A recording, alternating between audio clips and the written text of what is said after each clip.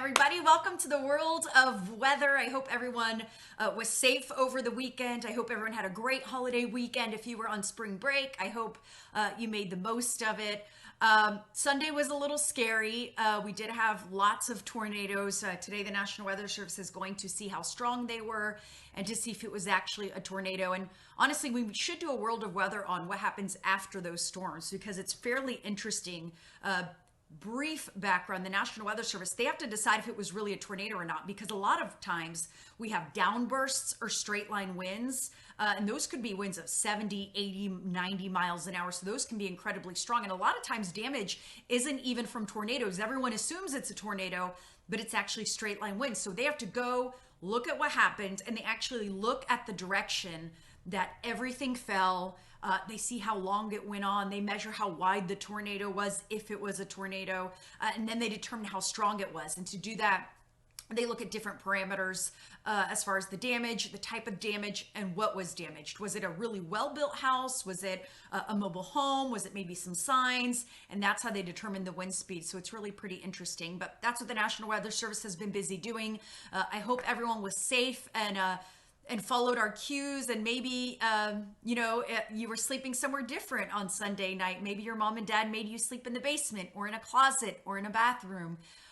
So that's good. So you guys were safe, and that's what you need to do in a situation like that where severe weather is likely, and that's what we were forecasting, likely severe weather, and that's what happened. So now the cleanup begins, and we are back to World of Weather. We took a little break yesterday because, as you can imagine, none of us slept. We were up all night Sunday night, so we needed a little bit of a break, but we are back. We are ready to keep you safe, to keep you informed, and hopefully have some fun as well. And we are learning about hurricanes today. In fact, I've devoted an entire week to hurricanes, and that's because I love hurricanes. I love tracking hurricanes. I love learning about hurricanes. I did grow up in Florida, so maybe that's why I just have such a fascination with hurricanes, because we got impacted almost every year. And here in Georgia, we're impacted by hurricanes as well. Not so much. We don't get the direct hit here because we are in North Georgia. We're not on the ocean. But when they make landfall in Louisiana or in Alabama or on the Florida Gulf Coast, they tend to move up. A lot of times they move over Georgia, and we get a lot of flooding from hurricanes here. So we're actually going to have a separate lesson on that. We're also going to have a lesson on why a lot of times these hurricanes do not make landfall in Georgia, on the Georgia coast. So we have a lot to talk about. We've devoted a different lesson each day. So if you don't learn about everything today, don't worry if there's something else you're interested in, because we're going to do these lessons all week long, and we're going to go over everything you need to know, including tidal waves and flooding and how often we see what, and we're going to do it all. So it's going to be a really fun week. If you are interested in hurricanes or your kids are interested in hurricanes, this is the week you really want to watch the world of weather. And of course, as always, go ahead and ask your questions at the bottom of the screen. We'll be happy to answer that. Do you want to start with a brief little refresher? And again, this is the first lesson on hurricanes of several. So I do want to start with a brief little refresher on hurricanes. And we've got my globe that we've been using a lot of over the past several weeks. I never thought I would use my globe so much. So we've got the globe and we know where we are. Let's find us. Here we are. We are in North America, and our hurricanes, as you know, we have hurricanes. They can be in the Gulf of Mexico or the Caribbean Sea, or later in the year as we head into the summer, we see them develop right here in the Atlantic Ocean. That's why we call it the Atlantic hurricane season. But there are also cyclones and typhoons, and you may hear that in the news, cyclone and then whatever the name is, or typhoon, and you may be wondering what the difference is. They are all the same thing. They are all tropical cyclones. They're all hurricanes, basically. We just give them different names. They're called hurricanes in the Atlantic hurricane season, which is what affects us. But in the southern hemisphere, anything that develops south of the equator, so anything on this side of the globe, it is called a cyclone. So that's what a cyclone is. And a typhoon happens over in the Pacific. We're going to go over here. In the North Pacific Ocean over here, this is where we have typhoons. So anything that develops right here and impacts China or the Philippines. Anything that impacts this area is called a typhoon. So essentially they're the same thing with a different name. Also, another interesting fact you may not know is that hurricanes don't form everywhere. They don't form all over the globe. There's certain places in the globe on the ocean that don't form hurricanes. And the reason being, it all has to do with the ocean temperature. The ocean temperature is not warm enough to support a hurricane. You need that ocean temperature to be at least 79, 82 degrees, somewhere in there, or warmer in the first 50 meters of the ocean in order for a hurricane or a tropical cyclone to develop. Some parts of the ocean never get that warm, so because of that, they don't see any hurricanes. So it doesn't happen everywhere, but certainly many parts of the globe are affected with hurricanes. Now you may be wondering, what else do you need for a hurricane to develop? You know you need warm ocean temperatures, but that's not all. So that brings us to our lesson for today, and that is the World of Weather Hurricane Basics. So I am going to move this camera around. Always do, World of Weather, and we're going to talk more about hurricanes in today's World of Weather lesson. So this is what you need. We're calling it hurricane ingredients. We talked about the ocean temperature. That is not the only thing you need.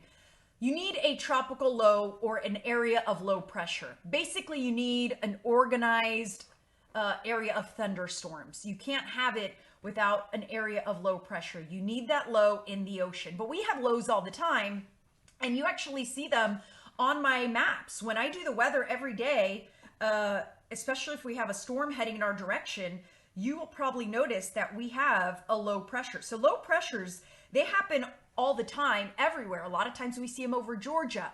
But when you have a low pressure over the ocean, they can become very, very strong, especially when that ocean temperature is about 80 degrees or warmer. That's when you start to see these areas of low pressure really start to develop. So you need a tropical low, but you also, again, need that really warm ocean water, about 79 degrees or warmer. Some people say it needs to be 82 or warmer. Some people say it needs to be 79 or warmer. But basically what you need to know, you need very warm ocean temperatures for this to happen. So you have the warm water, you have that area of low pressure or thunderstorms over the water. A lot of times this happens near the equator, especially at the beginning of the season. You're going to see this near the equator. And the reason for that is very simple. That's where the ocean temperature is at its warmest. So you're going to notice that these develop near the equator just because that's where the warmest water is located. And again, you need that warm water for these to happen. And the other thing you need is light winds. If you have strong winds and they blow over this area of low pressure, you'll notice that they tear this system apart. They basically shred it. So you need light winds over that area of low pressure in order for these to develop. So all of those things come together. When they do, that's when you see these possible tropical systems. So those are the hurricane ingredients. Now, when you have a really strong hurricane, you'll notice the eye of the hurricane. So we see the eye of the hurricane. And I'm looking, actually, as I'm talking, I'm actually going to try to follow your questions as I'm talking. We're going to try to do things a little bit different. So let's see. Can you tell me, what does the term the eye of the storm mean? Willie, hey, I'm about to talk about it right now. So good question. So Lucas, 4 kids watching now. Thanks, Lucas. Center of the storm, here we go. Why do they spawn in the ocean? Perfect questions. We're actually getting into all of that. So let's talk about eye of the storm. And a hurricane. Oh my gosh, so many questions. I love this. Okay, so we're going to start with the eye of the storm. And you must have read my mind, Willie, because we're going to talk about the eye of the storm. You're going to notice that during a strong hurricane, the eye of the storm is very well defined. When you see that perfect eye of the storm, like you're seeing in this picture, you know it's a strong hurricane, usually a category 3, 4, or 5, a major hurricane. The weaker hurricanes actually have a lot of cloud cover in the eye. It's not as well defined. And the reason you have an eye in the hurricane, that is where you have sinking air that actually clears out the eye. You have sinking air that goes down the eye of the hurricane. And unbelievably, it's crazy to think about, but in the eye of the hurricane, you actually have really nice weather very briefly. That's why a lot of times these hurricanes make landfall over the Florida and the eye is moving over someone and they think they're in the clear and they're not. It is very brief. In fact, the eye of the storm is not very big. It can be anywhere between 19 to 40 miles wide, depending on the size of the hurricane. So about 20 to 40 miles wide. So yeah, it will pass over you, but then what happens is the rest of the hurricane passes over you, and that's when the winds start to pick up. So even though the eye of the hurricane is relatively calm, the eye wall, which is the area of the storm that directly circles the eye of the storm, that is where the strongest winds are located. So the strongest winds are located around the eye wall, and then they weaken as you move away from the eye wall. Something else that's interesting is that the lowest surface pressure, you measure a hurricane by the surface pressure. The lower the pressure, the stronger the hurricane. The lowest pressure is actually inside the eye of the hurricane, and that's where the calmest weather is. And again, that's where the sinking air is located. The eye of the storm can be really beautiful, but certainly it is very dangerous because it is surrounded by those stronger winds. We do have hurricane hunters, and we talk about hurricane hunters all the time. They're the ones that actually go and investigate the hurricane. A lot of times these hurricanes are in the middle of the ocean and very far from us. So we can't just send up weather balloons, or we can't use a lot of the weather instruments that we normally use. We actually have to dissect the hurricane from inside and from up in the air. So we actually send these aircraft, they're hurricane hunters, and they fly above the storm where it's safe. Very, very, very, very high up in the atmosphere above. And then they actually go into the center of the hurricane, and they have special instruments on board, and they fly in a specific pattern, almost like a crisscross pattern across the hurricane. And that's when they measure how strong the hurricane is. Without those hurricane hunters, we wouldn't know exactly how strong these hurricanes are. So certainly they do a lot to help us. Now, we did talk about the formation zones of the hurricane, and they form in different areas. So hurricane season starts June 1st, continues through November 30th. And where they form is very dependent on the temperature of the ocean. So it's going to form first in June, where the water temperature is the warmest. So you're going to notice as hurricane season starts June 1st, the first hurricanes will be over the Gulf of Mexico. That's where the water temperature is at least 80 degrees. That's why we get the hurricanes forming in June over the Gulf of Mexico. As we head into July, you'll notice the ocean water temperature starts to warm up elsewhere, and it starts to get warmer in the Caribbean. So as we head into July, the Caribbean is now warm enough to support the formation of hurricanes, because remember, we need a low, but we also need warm ocean temperatures with light winds. And in July, we're getting that over the Caribbean Sea. So you'll notice in July, we'll start to see those storms form a little further south. So we can see them form off the coast of Cuba, Puerto Rico, off the Yucatan Peninsula, over Cancun, Mexico. You'll start to see those form a little further south. Then as we head into August, and as our hurricane season really starts to ramp up, you'll notice those hurricanes form out in the Atlantic. So August and September, we see those hurricanes forming in the Atlantic. And as that ocean water gets warmer and warmer, you'll notice that those hurricanes start to form further and further east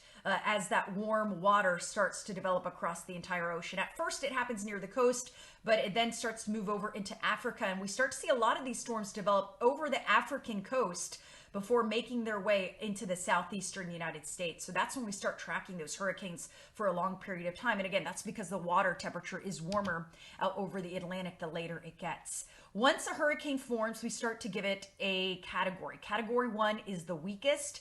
Anything above 74 mile an hour winds is a category 1 hurricane. That goes up to 95 mile an hour winds. A category 2, you start to see extensive damage with a category 2, anything above 96 mile an hour winds.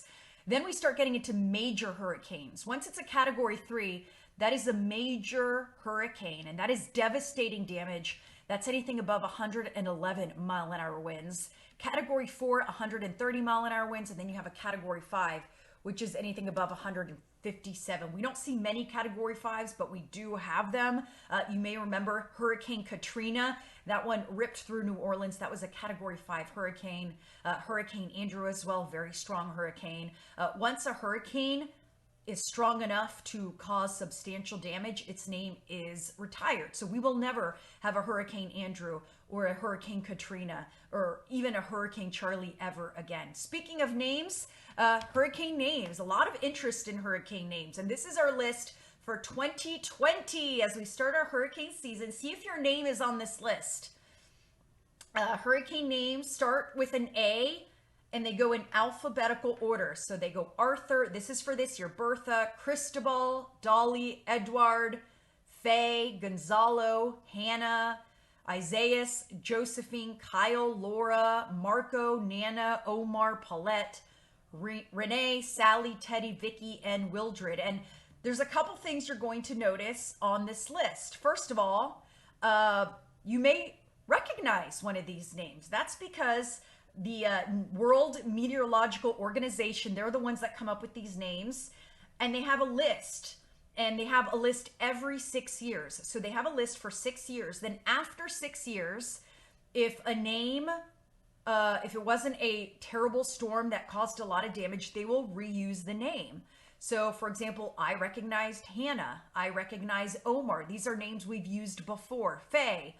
So they will reuse weaker names every 6 years. But again, a name that is catastrophic, that caused a big storm, they are going to retire. So that's why every 6 years you may see a new name. Something else you may notice is that they do not have names that begin with certain letters. They do not use Q, U, X, Y, or Z. They do not use those names. And again, it's just because there's not many names that start with Q, U, X, Y, or Z. So they don't even put them on the list. Something else you'll notice that in even years, they start with men. On the odd numbered storms. So they're going to start with a man's name in even years on the odd storm. So the first storm, that's an odd name. We're in 2020, so it's an even year. We're starting with a man's name, Arthur. And then we go back and forth. Bertha is a girl, then a boy, then a girl, then a boy, then a girl. So we go back and forth between girl names and boy names. And depending on the years, whether we start with a boy name or whether we start with a girl name. So those are all interesting things that maybe you didn't know about hurricane names. Something else, and you may ask this, what happens after you've gone through the whole 21 names on the list? Doesn't happen often, but it has happened before. Usually we don't have more than 21 names in a year, but when that happens, we start going to the Greek alphabet. So then we'll have alpha, beta, gamma, delta. So we go to the Greek alphabet once we've run out of names. Something else interesting is that before 1979, we only used female names. All hurricanes only had female names. And back in 1979, they started adding boy names to the list. So that's relatively new since 1979, within the last 40 years here, that now they have girl names and boy names to the list. So that is everything you wanted to know about names. Here's today's trivia question for April 14th. What are the strongest winds in a hurricane, or where are the strongest winds in a hurricane? Outer bands, eye wall,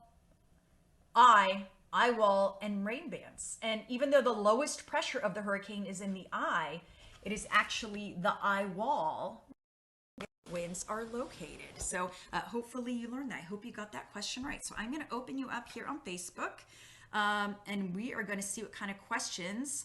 We talked about the center of the storm. Why do they spawn in the ocean? And again, you have an area of low pressure, and the ocean water is fuel for a hurricane. The hurricane, the low, basically feeds off the ocean temperature. So they reform only over the ocean because that's where these systems have the fuel to form. Once these hurricanes make landfall, once they move onto land, they weaken instantly. They weaken very fast, sometimes even faster than you would expect. And that is, again, because they weaken. They need that ocean temperature to fuel the hurricane. Without it, they just really fizzle out very quickly. Let's see. Is a water spout. So we talked about a water spout. A water spout can be in a hurricane, but a water spout and a tornado are the same thing. So a tornado over the ocean is called a water spout. So water spouts can come with hurricanes because hurricanes do produce a lot of tornadoes, but a water spout is actually a tornado that's over the ocean. Let's see.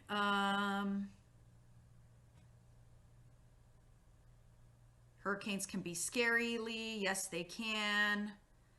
Yes, we do have Molly went inside a hurricane. So we have hurricane footage with her. Okay, so why they talk about the William said that you never understood why they talk about a storm's barometric pressure with a hurricane, and that is because the lower the pressure, the stronger the hurricane. So a lot of times meteorologists will tell you the pressure just because the lower the pressure, the stronger the hurricane. And you're right, a lot of people don't really understand that. So that's why we do it in categories a lot. We say category 1, category 2, category 3, because it's easier to understand. But basically, the lower the pressure, the stronger the hurricane. And then you said, thought the majority of hurricanes formed off the coast of Africa. And that's true, they do in the later months. In August, September, they form off the coast of Africa. But you'll notice this year, start to notice in June and July, we don't have nearly as many hurricanes.